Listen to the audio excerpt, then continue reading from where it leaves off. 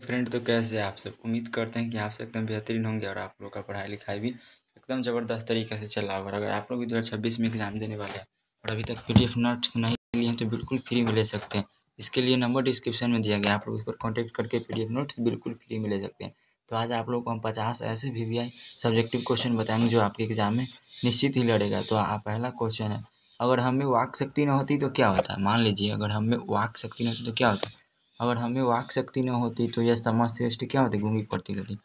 अगर हम सब में ना बोलने की शक्ति न होती तो यह समाज श्रेष्ठ गूंगी पड़ती होती और सभी लोग चुपचाप बैठे रहते हैं। और हम जो बोलकर ना एक दूसरे के सुख दुख का अनुभव करते हैं, बातें बिना वाक शक्ति के नहीं हो पाती। तो आप लोगों को क्वेश्चन नंबर 1 समझ में आ गया होगा, काफ़ी ज़्यादा VVI है। अगला क्वेश्चन है दूसरा नंबर, दो सहेलियों की बातचीत में क्या स्थिति होती है। अगर दो सहेली बातचीत करते हैं तो क्या स्थिति होती है। तो दो हमजोली सहेलियों की बातचीत का स्वाद ही निराला होता है। रस का समुंदर मानो उमड़ा चला जा रहा है। इसका पूरा स्वाद उन्हीं से पूछना चाहिए जिन्हें ऐसे सनसनी बात सुनने की भाग्य मिला हो। दो हमजोली सहेलियों की बातचीत का स्वाद ही जायका ही निराला होता है। रस का समुंदर मानो उमड़ा चला जा रहा है। इसका पूरा स्वाद उन्हीं से पूछना चाहिए जिन्हें ऐसे रस वह सनसनी बात सुनने की भाग्य मिला। तो आप लोग को क्वेश्चन नंबर 2 भी समझ में आ गया होगा। अगला क्वेश्चन है, बातचीत शीर्षक पाठ में दो बुढ़ियों की बातचीत का क्या प्रकरण है। बातचीत शीर्षक पाठ में दो बुढ़ियों की बातचीत का प्रकरण क्या है। बातचीत शीर्षक पाठ में दो बुढ़ियों की बातचीत का प्रकरण क्या है। तो दो बुढ़ियों की बातचीत का मुख्य प्रकरण बहू बेटी वाली होती है। मतलब एगो दो बुढ़ी की ना बातचीत हमेशा बहू बेटी वाली होती है।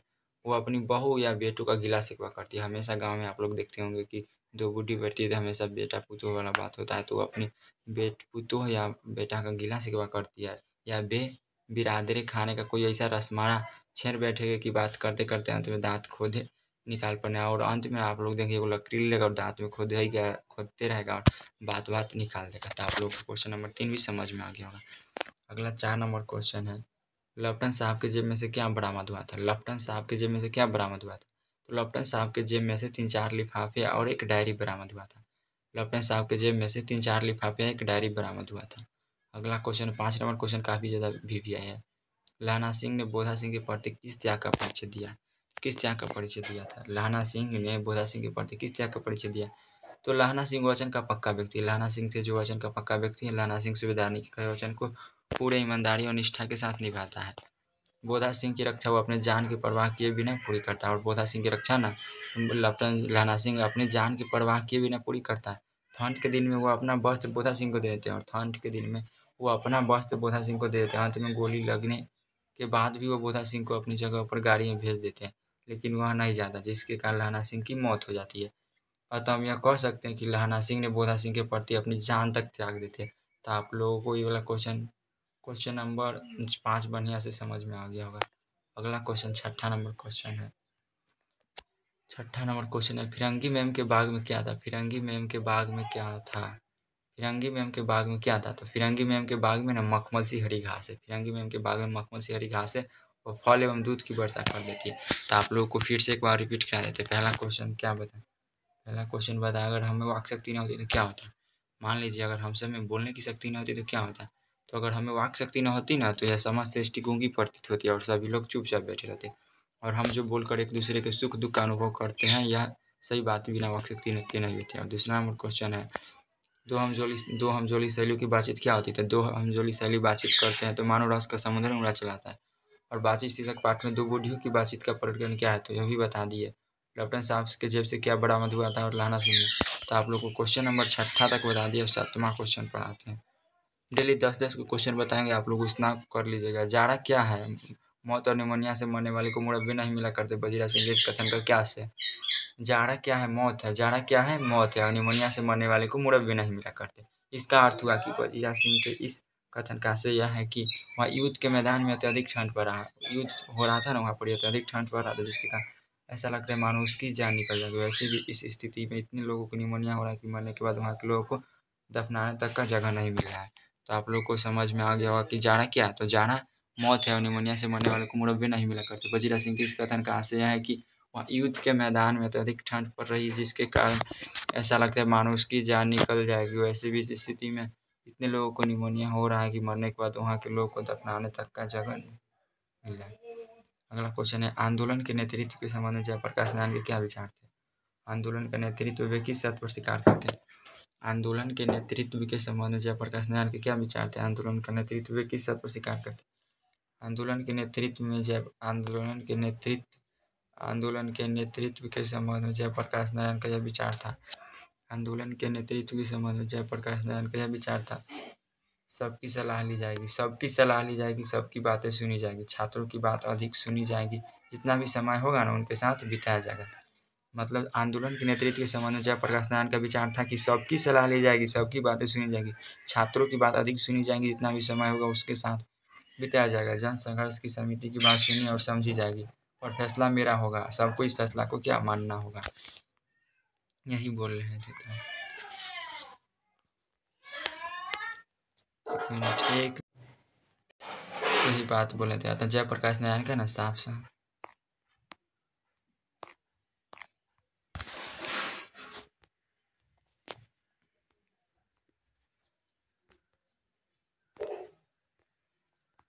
जयप्रकाश नारायण का साफ साफ कहना था कि आंदोलन का संचालन सबकी सलाह पर होगा, परंतु फैसला मेरा ही होगा, और ताकि आंदोलन सफल हो सके। तो आप लोग को समझ में आ गया होगा। क्वेश्चन नंबर 8 9 नंबर क्वेश्चन पढ़ाते हैं। जयप्रकाश नारायण कम्युनिस्ट पार्टी में क्यों नहीं शामिल हुए? चलिए इसका उत्तर जानते हैं। जयप्रकाश नारायण कम्युनिस्ट पार्टी में क्यों नहीं शामिल हुए? तो जयप्रकाश नारायण अमेरिका से भारत वापस आने पर कम्युनिस्ट पार्टी में स्वयं को शामिल नहीं किया।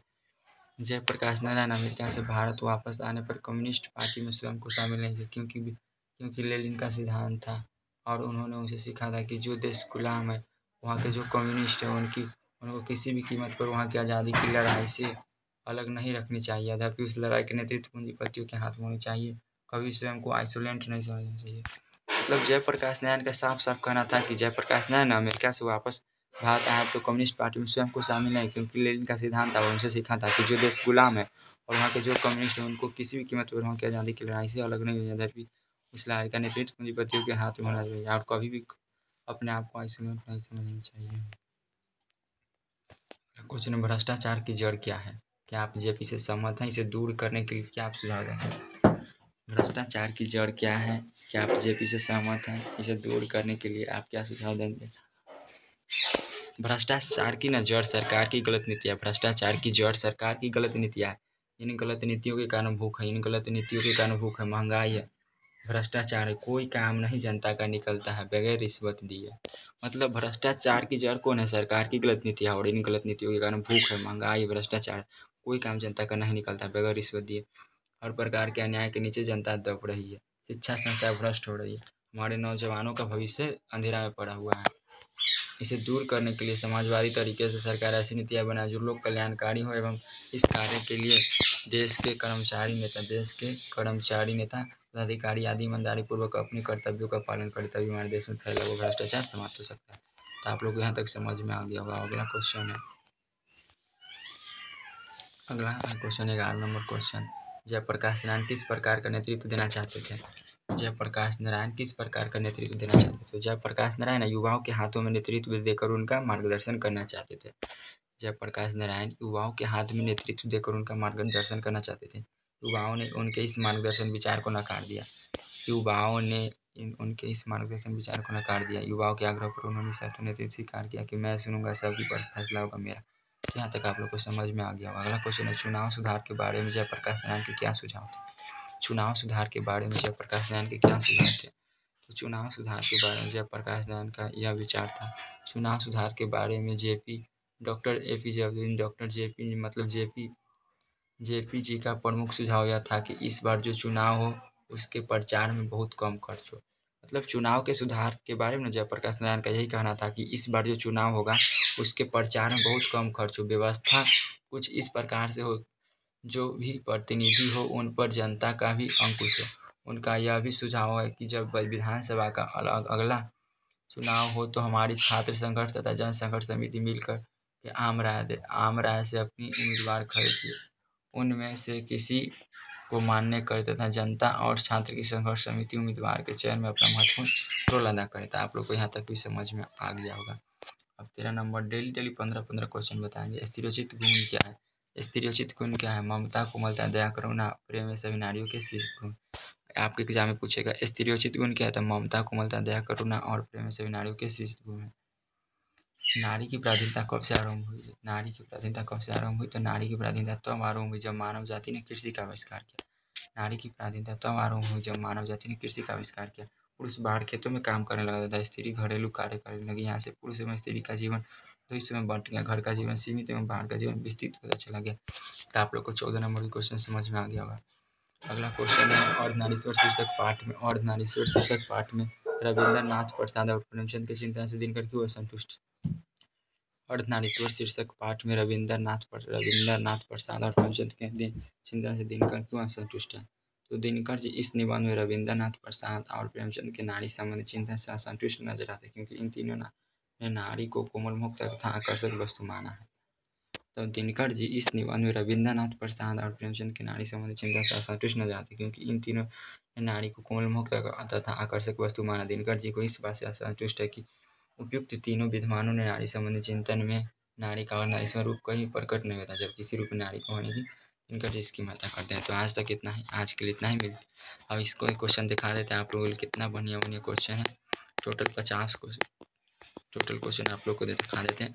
तो आप लोग इतना अच्छा से मेहनत करके हम क्वेश्चन बनाए, तो आप लोग को बढ़िया से पढ़ना है और आपको एग्जाम इसी में से आएगा और इससे बाहर नहीं आएगा। और PDF लेना चाहते हैं तो व्हाट्सएप नंबर उस पर मैसेज कीजिए, आप लोग को PDF बिल्कुल फ्री में दिया जाएगा। तो चलिए मिलते हैं अगले वीडियो में, तब तक के लिए जय हिंद, वंदे।